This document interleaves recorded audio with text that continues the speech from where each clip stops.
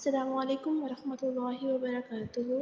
رب اشرح لی صدری ویسر لی امری واحلل عقدۃ من لسانی یفقہوا قولی۔ رب زدنی علما رب زدنی علما رب زدنی علما اللہم فقہنا فی الدین آمین یا رب العالمین۔ سورہ بقرہ آیت نمبر 100۔ بسم اللہ الرحمن الرحیم۔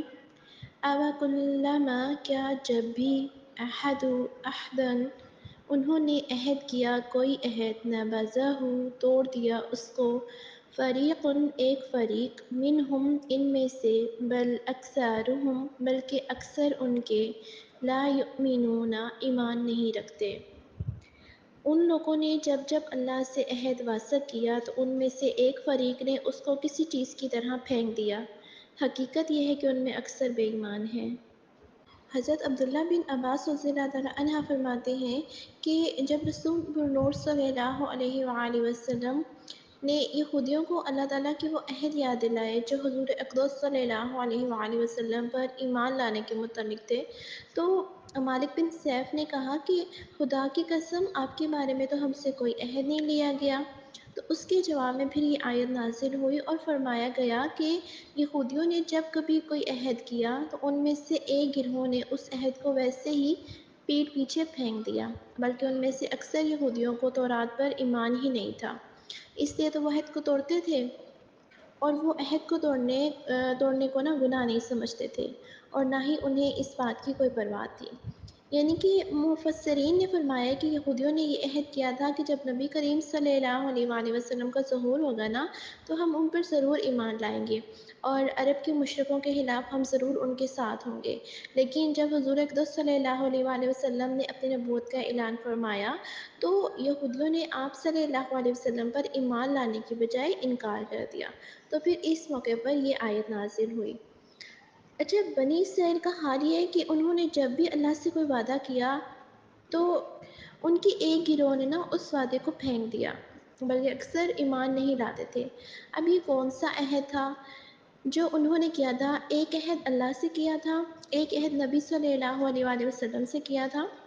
نبی صلی اللہ علیہ وسلم جب مدینے میں گئے تھے تو ایک میثاق ہوا تھا، مشہور میثاق، تاریخ میں کیا نام ہے اس کا؟ میثاق مدینہ۔ تو اس میں 3 گروہ تھے، ایک مشرکین عرب جو مدینہ میں تھے، ایک یہود تھے، اور تیسرے مسلمان۔ نبی صلی اللہ علیہ وآلہ وسلم، آپ اور آپ کے ساتھی، ان تینوں کا تو انہوں نے ایک ایگریمنٹ کیا تھا، اور وہ ایگریمنٹ کیا تھا کہ اگر باہر سے کوئی حملہ آور ہوگا کوئی حملہ کرے گا تو ہم کیا کریں گے؟ سارے مل کر اس کا مقابلہ کریں گے۔ لیکن پھر کیا ہوا؟ جنگ بدر میں، جنگ احد میں، اور بعد میں کبھی یہود نے آپ کے ساتھ مل کر جنگ کی، مشرکین مکہ کے خلاف نہیں کی۔ تو اس کی طرف یہ اشارہ ہے کہ جب بھی انہوں نے کوئی عہد کیا ان کے گروہ نے عہد کو پھینک دیا۔ اللہ سے کیا عہد تھا؟ وہ پیچھے جو گزر چکا، اور پھر ان کے پیغمبروں کی زبانی کہ آنے والے نبی کو مانیں گے، ایمان لانے کا وعدہ تھا۔ فرمایا کہ بجائے اس کے کہ یہ عہد کی پابندی کرتے، ان کے ایک گروہ نے جو ان کے سردار تھے، لیڈر تھے، انہوں نے عہد کی پابندی نہیں کی۔ اب یہ کیا ہے کہ پوری قوم میں سب سے پہلے تو لیڈرز کو پکڑا جائے، پھر عوام کو بھی، وہ بھی تو ان کے ساتھ تھے نا۔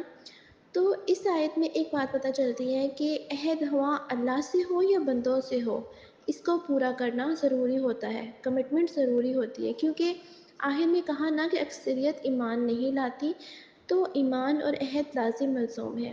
حدیث میں آتا ہے کہ اس کا ایمان نہیں جو عہد نہ پورا کرے، جو وعدہ پورا نہ کرے، اس کا ایمان ہی کوئی نہیں ہے۔ وہ کون ہے؟ وہ بے ایمان ہے۔